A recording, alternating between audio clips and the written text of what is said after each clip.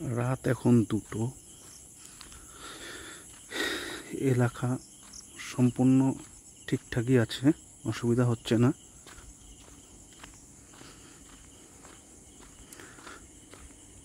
সমস্ত দোকানপাট এলাকা সব নিস্তব্ধ।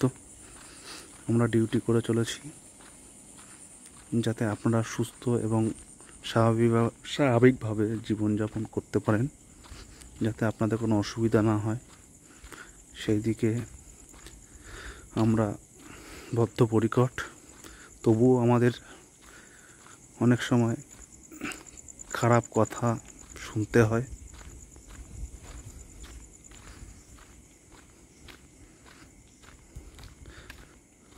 সব মানুষ তো একই রকম না, এটা মাথায় রাখতে হবে।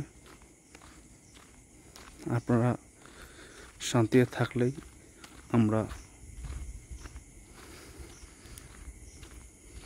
খুশি।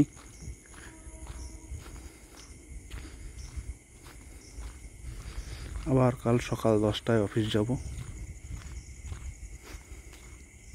আমার জন্য একটা গাড়ি আসবে, সেই গাড়িতে করে সমস্ত গোবরডাঙ্গাটা, প্রতিটি ওয়ার্ড, প্রতিটি অলিগলি টহল দিতে হবে।